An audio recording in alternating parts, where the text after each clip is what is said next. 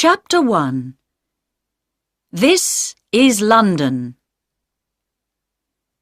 Every year, more than 9 million people come from countries all over the world to visit London. They go to the theatres and museums. They look at interesting old buildings, many of them hundreds of years old. They sit or walk in the beautiful parks, or have a drink in a pub. They go to Oxford Street to look at the shops, or to Harrods. 2 million visitors go to the Tower of London. 1 million more go to see St. Paul's Cathedral. Yes, London is a big and beautiful city, with lots to see and do. But how did it all begin?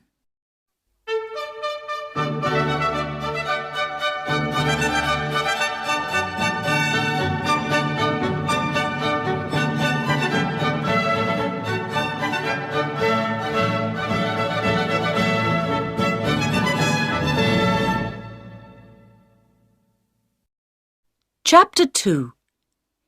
In the Beginning.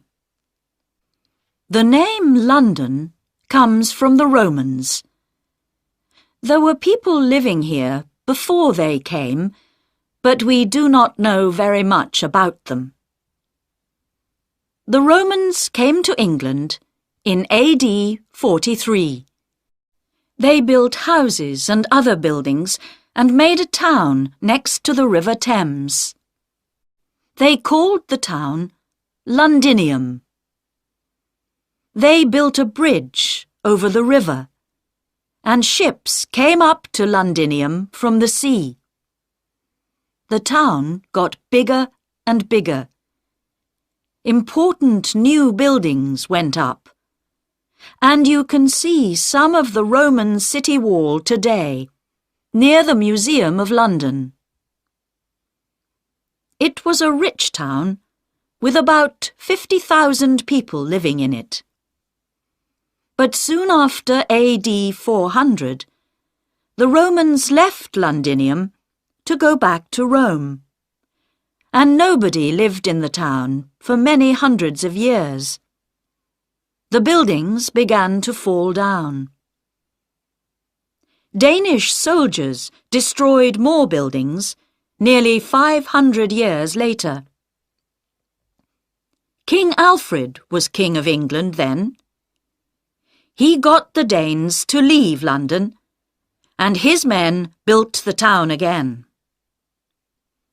In 1066, William the Conqueror came to England from France to be king. Soon after, he began to build the Tower of London.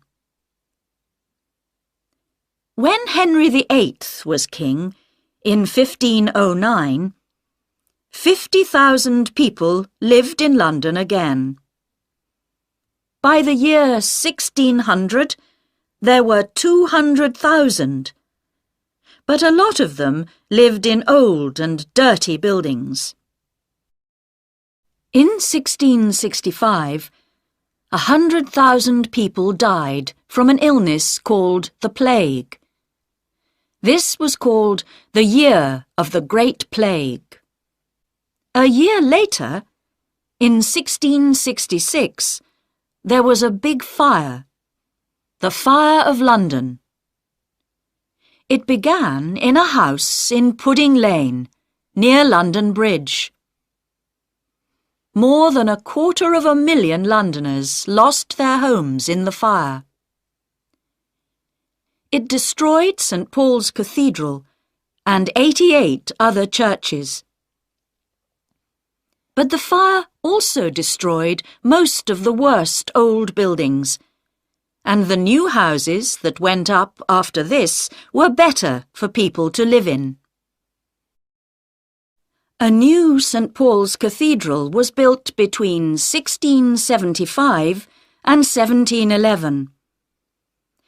By 1881, more than 3 million people lived in London. Today, more than 6 million people live here. There were 8 million in the 1960s, but in the 1970s and 1980s, people moved out of the centre of London.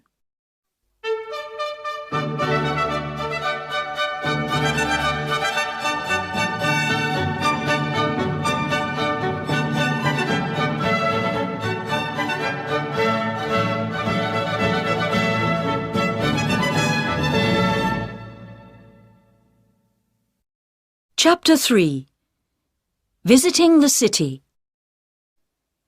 A quick and easy way to get to different places in the city is to use an underground train.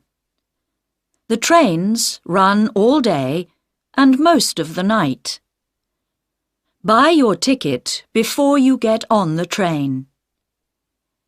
It's better not to make your journey between 8 o'clock and 10 o'clock in the morning, or 4 o'clock and 6 o'clock in the evening. These are called the rush hours. Thousands of people are going to work or coming home again then, and it is difficult to move or to find a place to sit on the train. You can see much more of London from one of its famous red buses. Some special visitors' buses take you to many of the interesting places in the city on one journey. It takes about 1.5 hours, but you can break your journey and get off and on again at the different places you want to visit. London taxis are called black cabs. Most of them are black, but some are not. You can stop one if it has a for hire sign on it. The drivers are usually friendly and helpful. Why not take a boat trip along the River Thames? Boats leave Westminster Pier and Charing Cross Pier, and they go to Tower Pier and Greenwich. Between April and October, you can take a longer boat trip to Hampton Court, about 4 hours, a beautiful palace in a big park.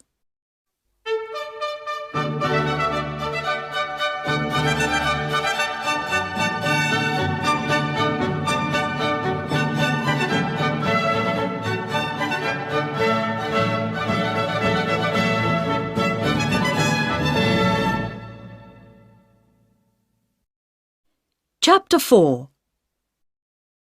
Some places to go. The Queen has her London home at Buckingham Palace. It is at the end of the Mall, a long road that begins at Trafalgar Square.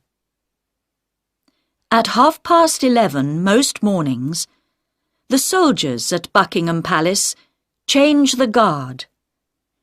It takes about 30 minutes, and hundreds of visitors come to watch.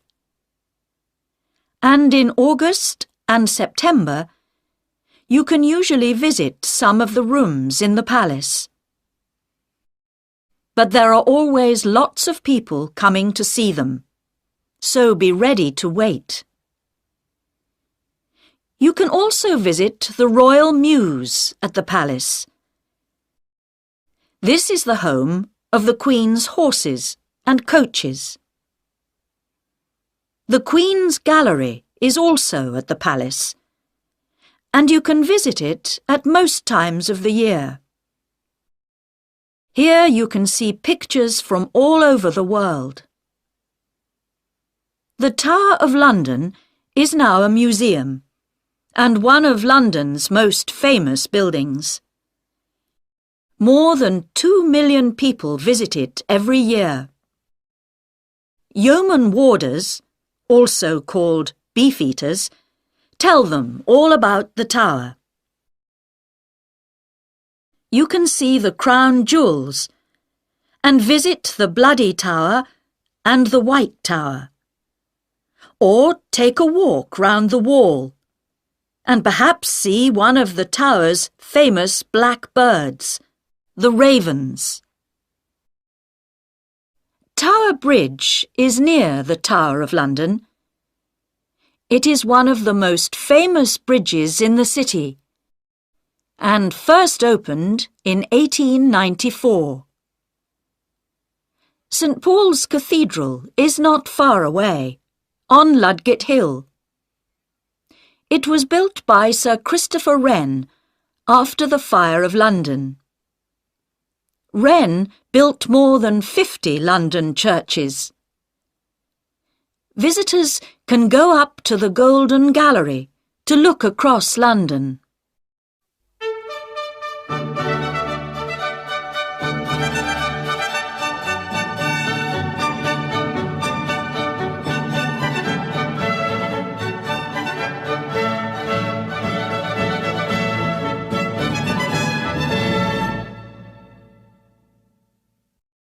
Chapter 5.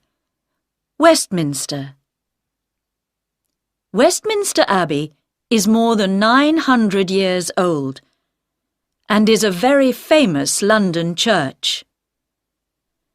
After William the Conqueror, every king and queen of England was crowned king or queen here. The Houses of Parliament are near Westminster Abbey. This is the home of the British government. The clock high up on the building is called Big Ben. The Prime Minister, the head of the British government, lives at 10 Downing Street. Walk along Parliament Street to Whitehall, past the government buildings, and you can see the little street on your left. Parks and gardens. When you are tired of looking at buildings, you can sit or walk in one of London's beautiful parks. Hyde Park has a lake in the middle called the Serpentine, and you can take a boat out on the water. It is a good place to get away from the crowds and the noise of the city. You can listen to the speakers at Speaker's Corner near Marble Arch. People from all over the world come and speak here. You can ask a speaker some difficult questions if you like, or you can stand on a box and speak to some of the listeners. Kensington Gardens is next to Hyde Park. Here you can see the statue of Peter Pan, the famous boy in the children's story Peter Pan by J.M. Barrie. Regent's Park is the home of London Zoo. The zoo has thousands of birds and animals from all over the world. There is also a theatre in the park. On a summer's evening, you can sit out under the night sky and watch a play by William Shakespeare, England's most famous writer.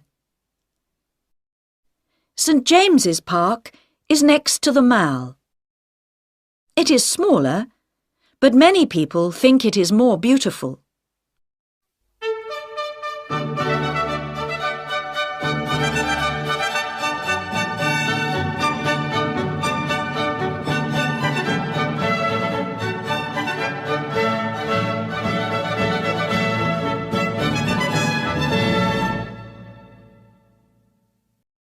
Chapter 6. Shops and Eating. The most famous shop in London, Some people say the most famous in the world is Harrods in Knightsbridge. It opened in 1849. Oxford Street has many big shops: Selfridges, Marks and Spencer, John Lewis, Debenhams. There are always lots of people looking at the shops here, but at Christmas, thousands more people come to see the wonderful Christmas lights and to buy things for their friends and family for Christmas. Charing Cross is famous for its bookshops. There are lots of them, and they sell old and new books. One of the oldest and most famous is Foyle's. It has thousands of books, but it can sometimes be very difficult to find the book you want. Covent Garden was once a big food market, but now it has lots of small shops and cafes, and there are street performers to watch. There are two very famous markets in London. Petticoat Lane Market, open on Sundays, is in Middlesex Street and is a good place to buy cheap clothes and things for the home. At the market in Portobello Road, open on Saturdays, you can buy old clocks, old chairs and tables, and hundreds of other things. You can find food from nearly every country in the world in London. In Soho, in the West End of London, see map on pages 18 and 19. You can eat food from Italy, India, China, Japan, Greece, and lots more places. There are also thousands of pubs in the city. In many pubs, you can eat as well as drink. Or why not have some English fish and chips? They are cheap and good to eat. Or you can have tea at the Ritz in Piccadilly, or at the Savoy Hotel in the Strand.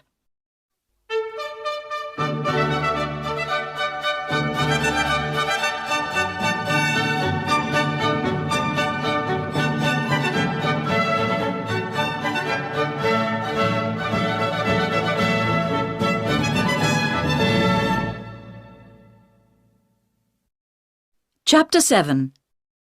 Going Out. Theatres and Music. London's West End has some of the best theatres in the world, so tickets can be expensive. Go in the afternoon. It is often cheaper. There is something for everybody. From a play by the Royal Shakespeare Company at the Barbican Theatre to Agatha Christie's The Mousetrap. This play began in 1952, and thousands of visitors see it every year. There are lots of cinemas to visit.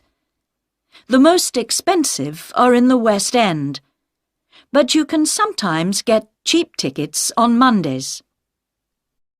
You can hear wonderful music and singing from all over the world at the Royal Opera House in Covent Garden, the Royal Albert Hall in Kensington Gore, the London Coliseum in St Martin's Lane, and the Barbican Centre, Silk Street. For ballet, go to the Sadler's Wells Theatre in Rosebery Avenue, or to the Royal Opera House. To get cheap tickets, buy them an hour or two before it begins. Do you like to listen to jazz musicians? You can hear some of the best at Ronnie Scott's Club in Frith Street, or at the Bull's Head Barns at Barnes Bridge, or at 100 Club at 100 Oxford Street. Sport. Some of the most famous English football clubs are in London. You can see Arsenal play at Arsenal Stadium, Avenel Road, N5. Chelsea play at Stamford Bridge, Fulham Road, SW6. And Tottenham Hotspur play at White Hart Lane, High Road, N17.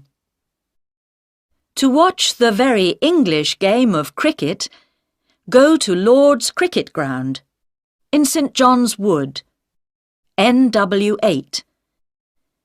This is the home of cricket for most English people.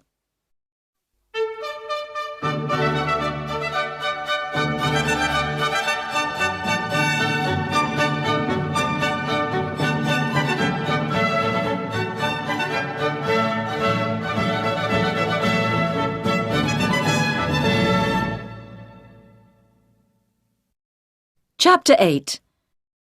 Museums and Galleries. The British Museum in Great Russell Street is the biggest museum in Britain. Tickets are free. The Museum of London at 150 London Wall is one of the most interesting museums in the city. It tells the story of London and its people. One more museum that tells a story is the Museum of the Moving Image, MoMI, on the South Bank, under Waterloo Bridge. This tells the story of cinema and television, and there are many things for visitors to see and do. You can act with actors on a film set, or you can read the news on TV. 4 million people visit the National Gallery in Trafalgar Square every year. They come to look at more than 2,000 pictures. Tickets are free. At the National Portrait Gallery in St Martin's Place, you can see pictures of famous people. Tickets are free here too. The London Dungeon in Tooley Street is a museum of horror. 500,000 people visit it every year, but they don't always stay to see it all. Madame Tussauds in Marylebone Road is famous for its people made from wax. You can see famous people from the past and famous people of today. Abraham Lincoln, Mahatma Gandhi, Nelson Mandela, Pavarotti, Marilyn Monroe, Charlie Chaplin, Sylvester Stallone. And in the Chamber of Horrors, you can see some very bad people.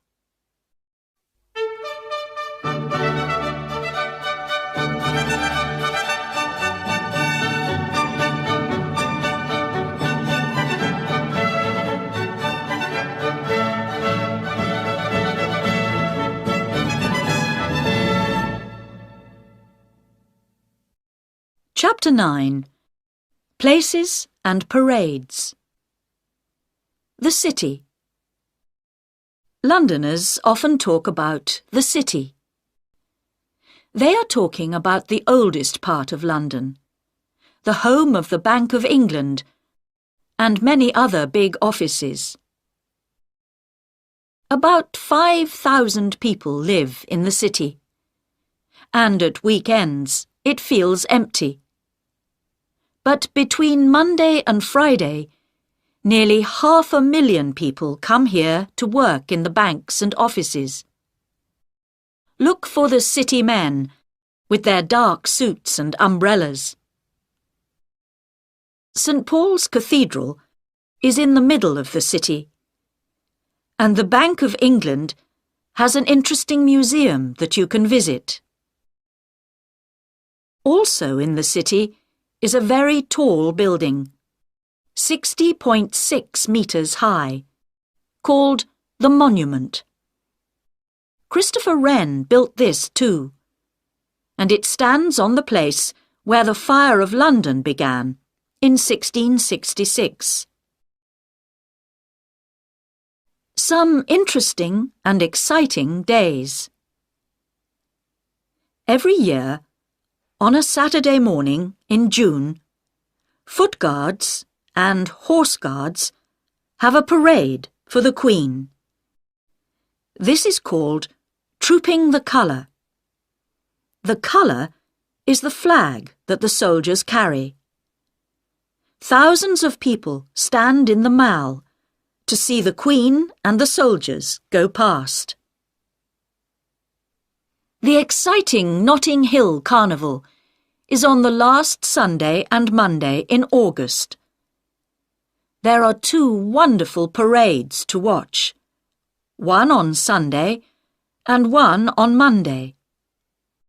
And you can see them going through the streets near Portobello Road and Ladbroke Grove.